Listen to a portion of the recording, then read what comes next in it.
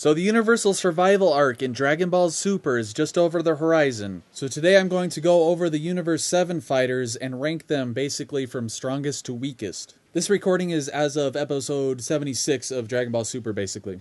So of course at the very top we have Goku and Vegeta. I'm putting these guys at the top. I think that's pretty obvious, but I'm putting Goku and Vegeta basically at equal level. We saw a lot in the Future Trunks arc. Goku and Vegeta both got stronger. You know, they each got their own power-ups. And since then, Vegeta has been training basically with Whis. Goku's been doing various things and actually currently training with Crillon. So I'm putting Goku and Vegeta at equal levels as Super Saiyan Blues. They're obviously the strongest out of all of them by far. Next up we have Gohan. This one is pretty obvious to me considering the fact that Tagoma back in the Resurrection F arc easily ripped off Piccolo's arm and Gohan overpowered him when he went Super Saiyan. Furthermore, Gohan was way above Super Buu back in the Buu Saga, who was in turn way above Fat Buu. And I just don't think there's any way for Gohan to get that much weaker from where he was in his mystic form, especially since he's been training with Piccolo. And of course in episode 75, we saw him basically sparring with Goku, and he was doing a pretty darn good job against a Super Saiyan Goku, even landing a hit on him at one point.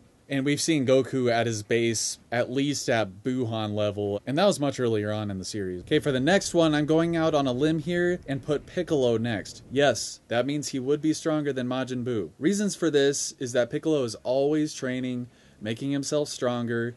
In the Cell arc, he was arguably stronger than Semi-Perfect Cell, or at least close after he got out of the hyperbolic time chamber. And then after Cell arc, you had 7 years of training after that, and then he didn't do much in the Buu arc because he was either Stone or training Goten and Trunks to become Gotenks. And then after the Buu arc, add another 5 or however many years it's been since the Buu arc of more training, considering how well he did against Frost in the Universe 6 tournament, especially in the manga. It seems he would have probably beat him if Frost didn't cheat with his like poison arm dart thing. And also the fact that he's been training with Gohan as well, I don't think it's too far-fetched that he surpassed Majin Buu from the Buu arc at this point. I don't want to take too much time here, so I linked a couple of videos in the description which go into more detail. So go ahead and check those out, they're pretty good videos. Of course, it's still debatable because we haven't seen a whole lot from Piccolo. I like to put him above Majin Buu at this point. Next up, of course, we have Buu. I think Buu is pretty self-explanatory. He's very powerful. He has crazy regeneration and has an attack that turns you into candy. But all he does is sit around and eat like a lazy ass. So I'm putting him as the same as he was in the Buu arc. So unless Buu has been like secretly training or something, then he hasn't really gotten much stronger to my knowledge. Okay, now this next one may be the most controversial I have here on this list. I'm putting Ten Shinhan next on the list. That's right,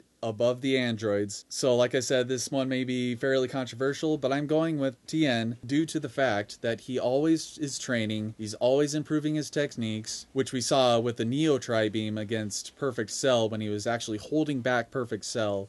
Not Perfect Cell, sorry, Semi-Perfect Cell. Holding him back, a character that's leagues ahead of him in terms of strength and power. But the Neo Tri-Beam, at least with that technique, he was able to push him. But Piccolo, a much stronger character, and also Android 16 were doing nothing to him with their punches and attacks. So, I mean, you add 7 years of training after that, after the Cell Saga, he deflects a blast from Buu tanks, and then does nothing to him with his Tri-Beam, of course. But deflecting the blast, I mean, that's kind of a feat in a way. But then you add another however long it's been after that, I think it's been around 5 years, to where we are in Super, of more training, of more improvement for TIEN. It's definitely debatable. I don't think it's too far-fetched for him to have reached those levels of being around the realm of the androids, if not a little bit above. And again, a link to video in the description that kind of go into more detail on this, so you should check that one out as well. And he would at least be able to demolish them with the Neo Tri-Beam. So I definitely like to think he surpassed them without the Neo Tri-Beam, but with that, they would definitely be Kikoho fodder. Okay, next up, if you haven't guessed already, is Android 17 and 18. I'm putting these guys at equal level since we haven't seen anything from them in forever. So it's pretty safe to say they're at the same level as they were in the Cell arc, unless they have been training, of course. So I think it's pretty safe to say they're around the same level as they were back in the Cell Saga. Crillon is next. We've seen in more recent episodes that Crillon has not been training, he's not been getting stronger, he's been actually getting a lot weaker and slacking off. Of course, now that he's training with Goku, he's definitely going to get a lot stronger. As of now, putting him next on the list below the androids. Based on what we have seen in Dragon Ball Z and more recently in Super, Crillon doesn't really train unless it's for something upcoming like a tournament. Back in Dragon Ball, he would train for the Tenkaichi Budokai, and when the Saiyans were arriving, and of course when they knew about the androids, so he would train up for them. But otherwise, you know, after the Cell arc he didn't train, and then of course after the Buu arc he didn't really train either. So it's pretty safe to assume he's around the same level as he was probably in the Buu saga. Of course it's debatable, he may be stronger, he may be weaker, we don't really know, but I think it's a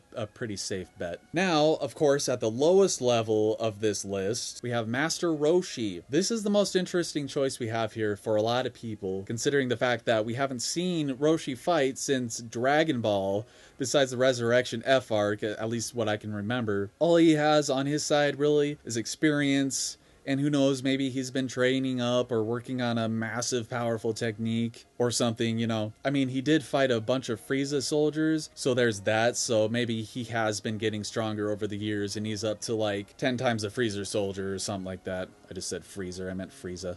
I guess I'm just channeling my inner Dragon Ball Z abridged. Well, there you have it, the Universe 7 fighters ranked from strongest to weakest. Let me know your thoughts in the comments below, and definitely check out those videos in the description. They're really good videos. But as always, go ahead and subscribe to the channel, and I'll see you later.